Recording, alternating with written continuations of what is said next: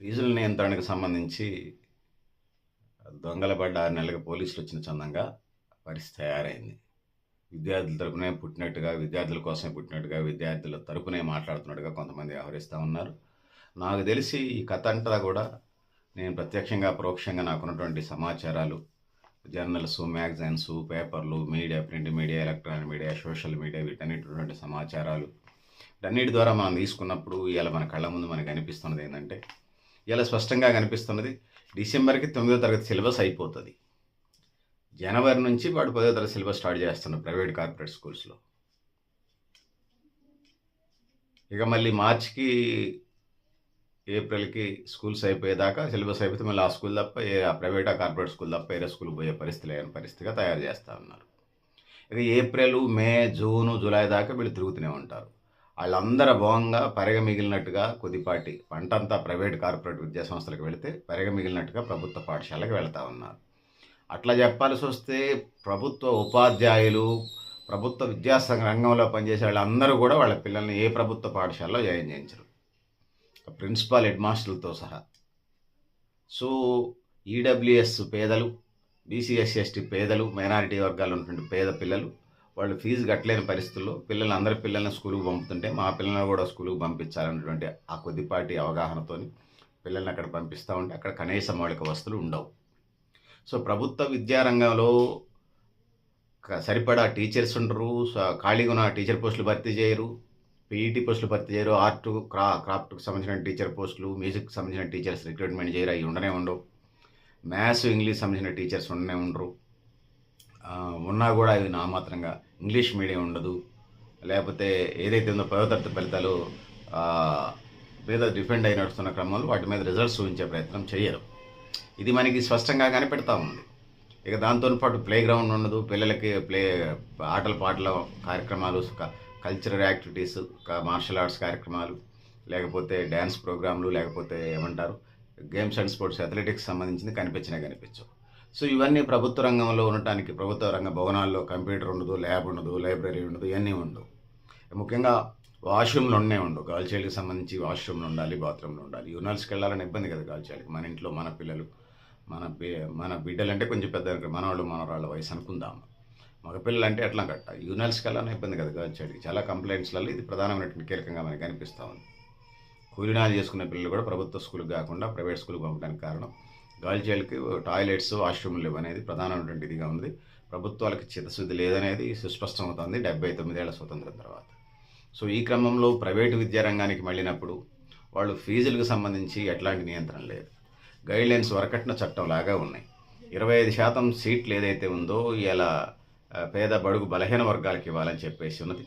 ఇందులో 25% సంబంధించి వచ్చినప్పుడు ప్రైవేటు కార్పొరేట్ స్కూళ్ళకి 25% ఇవ్వాలంటే BC, SC, ST, physical handicapped, urban పిల్లలకి ఇవ్వాలి ఇందులో.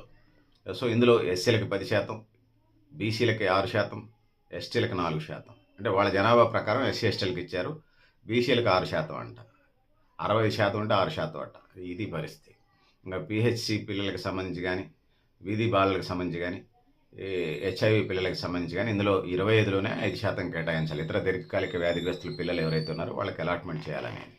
సో సెక్షన్ 13 ప్రకారం ఎలాంటి ప్రవేశ పరీక్షలు, వాళ్ళే బుడ్డోళ్ళు, వాళ్ళకి ప్రవేశ పరీక్షలు ఏంటండి? అక్షరాలు రాయడం వస్తున్నాయి, రావట్లేదు. ఎల్కేజీ, యూకేజీకి ఏముంటుందండి?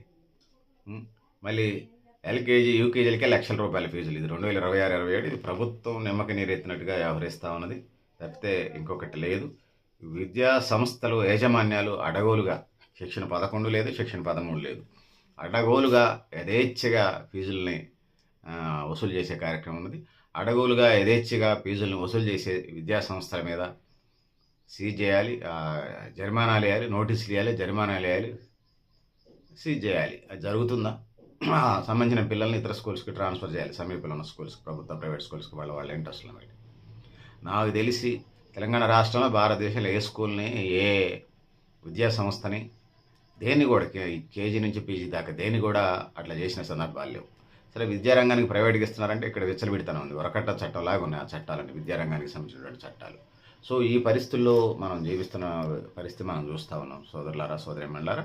సో ఫీజుల నియంత్రణ లేకుండా ఒకవైపు ప్రభుత్వ రంగ పాఠశాలన్నీ మూసేసి ప్రైవేట్ రంగానికి మలపటానికి ఇలా సిద్ధంగా మనకి కనపడతా ఉన్నారు తప్ప మరొకటి లేదు అనేది ఇలా ఈ సందర్భంగా నేను తెలియజేసుకుంటా ఉన్నాను. సో ఏదైతే ఉన్నదో ఇందులో ఫీజుల నియంత్రణ అనేది ఇలా చాలా ప్రధానమైనటువంటి ఎజెండాగా ఉన్నది. ఎందుకంటే విద్యకి వైద్యానికే సంపాదించినటువంటి ₹1,00,000 సంపాదించారనుకోండి, ప్రభుత్వం ఇచ్చిన దాని ప్రకారం 4 లక్షలు ఒక్కొక్క కుటుంబానికి ఆదాయం. 4 లక్షలకి 70-80% విద్యా వైద్యానికి పెడతా ఉన్నారు. అవి 2 ఫ్రీగా ఇవ్వాల్సినటువంటి పాలక ప్రభుత్వాలు ప్రైవేట్ రంగానికి అప్పజెప్పే కార్యక్రమం చేస్తున్నాయి. వాళ్ళు ఎందుకు అప్పచెప్తున్నారంటే అవినీతి, బంధుప్రీతి, ఆశ్రిత పక్షపాతం, బ్యూరోక్రటిక్ విధానాల వలన ఈ పరిస్థితిలో ట్రీట్ అయ్యబడతా ఉన్నారు. ఇంకా చెప్పాల్సి వస్తే వాళ్ళ బంధువులో, వాళ్ళ బంధుమిత్రులో ఇలా ప్రైవేటు సంస్థలకు అధిపతులుగా ఉండటం, అక్కడ ఉన్నటువంటి సమీపంలో ఉన్నటువంటి విద్యా సంస్థలని, ప్రభుత్వ రంగ సంస్థలను నిర్వీర్యం చేసి ప్రైవేట్ రంగం వైపు మళ్ళిచ్చే కార్యక్రమం. ఈ కార్యక్రమం గొర్రెల మందంలాగా, గేదెలు ఆవుల మందల మళ్ళిచ్చే కార్యక్రమంలాగా ఇవాళ ప్రభుత్వ పాఠశాల నుంచి ప్రైవేట్ పాఠశాలకు మళ్ళిచ్చే కార్యక్రమం పెద్ద ఎత్తున జరుగుతూ ఉంది. సో ఇది మారాల్సిన అవసరం ఉందని తెలియజేసుకుంటూ, సో పెద్దలారా, మిత్రులారా, మీరు కూడా మీ అభిప్రాయాన్ని కామెంట్ బాక్స్లో అయినా తెలియజేస్తూ, దొంగల పడ్డ 6 నెలలకు పోలీసులు ఇచ్చిన చందంగా ఏదైతే ఉన్నదో, ఇవాళ కొన్ని సంఘాలు ఏదైతే ఉన్నాయో అది జనవరి నుంచి కార్యక్రమం నడుస్తుంటే మేమున్నాం అని చెప్పేసి ఇవాళ జూలై, ఆగస్టు మాసాల్లో కార్యక్రమాలు చేస్తూ ఉన్నారు, బంధులకు పిలుపునిస్తున్నారు. ఇది 1 సంవత్సరం కాదు, రొటీన్గా నడుస్తున్నది. రొటీన్గా ఇదే కథ. పుస్తకాలందు విద్యా సంస్థల నుంచి, వార్డుల నుంచి చందాలు వసూలు చేసుకోవడానికి తప్ప విద్యార్థి సంఘాలు మరొకటి కనిపించట్లేదు. బీసీ సంఘాలు హైదరాబాద్లో ధర్నాలు చేసి మాకు స్కాలర్షిప్లు, ఫీజు రీయింబర్స్మెంట్ ఇవ్వమండి అని వాళ్ళు వైపు అనుకుంటా ఉన్నారు. సో ఏదేమైనా విద్యార్థులకి, ఆ కుటుంబాలకి అండదండగా ఉంటుంటే విద్యా ఖర్చును తగ్గించడం ద్వారా ఆ కుటుంబాలు సంక్షేమంగా ఉంటాయి. పిల్లలను చదివించే కార్యక్రమాలు, అవేర్నెస్ కార్యక్రమాలు చేయరు. సో ఈ విద్యార్థి సంఘాలన్నీ కూడా ప్రైవేట్ కార్పొరేట్ సంస్థల దగ్గర ఇలా చందాలు వసూలు చేసుకొచ్చుకొని అక్కడ ఏం జరిగినా అంతా బాగా జరుగుతుందని వాళ్ళ క్యాంపెయినర్లుగా ఉండటం, వీళ్ళంతా తర్వాత విద్యార్థిని అయిపోయిన తర్వాత ఆ సంస్థల్లోనే జాయిన్ అవ్వటం జరుగుతూ ఉంటుంది. సో ఇది చాలా కనిపిస్తున్నటువంటి వాస్తవంగా మనకు కనపడతా ఉన్నది. సో నిజమైనటువంటి పేదలకి, బడుగు బలహీన వర్గాలకి ఫీజుల నియంత్రణ, ప్రభుత్వ పాఠశాలలో కనీస సౌకర్యాలు లేవు కాబట్టి ప్రైవేట్ రంగానికి వెళ్ళినప్పుడు ఫీజుల నియంత్రణ మీద ప్రభుత్వాలు, తెలంగాణ రాష్ట్ర ప్రభుత్వమే కాదు, దేశంలో ఉన్న 29 రాష్ట్రాలు, 9 కేంద్రపాలిత ప్రాంతాలు ఇదే కార్యక్రమం. తెలంగాణ రాష్ట్రానికి సంబంధించి ఒక ఎగ్జాంపుల్ చెప్పి నేను ముగిస్తాను. ఢిల్లీ పబ్లిక్ స్కూల్ అనేది ఢిల్లీలో ఉన్నది, ముంబైలో ఉన్నది. పాత బొంబాయి, ఇప్పుడు ముంబై అయిందనుకోండి. ముంబైలో ఉన్నది, హైదరాబాద్లో ఉన్నది. మనకంటే అన్ని రంగాల్లో డెవలప్ అయింది ముంబై కంటే డెవలప్ అయింది ఢిల్లీ అనుకుందాం. మరి ఫీజులు ఎక్కడ ఎక్కువ ఉండాలి? ఢిల్లీలో ఎక్కువ ఉండాలి, తర్వాత సెకండ్ గ్రేడ్లో ముంబైలో ఉండాలి, థర్డ్ హైదరాబాద్లో ఉండాలి. కానీ ఢిల్లీలో, ముంబైలో కంటే కూడా హైదరాబాద్లో ఫీజులు ఎక్కువ ఉన్నాయి. అదే ఢిల్లీ పబ్లిక్ స్కూల్ సంబంధించినటువంటి ఫీజులు కనీసం అంత కూడా లేవు, తక్కువ. ఏమవుతుందో మనం అర్థం చేసుకోవాలి. ఇవాళ విద్యా సంస్థలను కదిలిచ్చే శక్తి సంబంధించినటువంటి తెలంగాణ రాష్ట్ర ప్రభుత్వానికి ఉందనేది మన ముందు ఉన్నటువంటి ప్రశ్నగా కనపడతా ఉంది.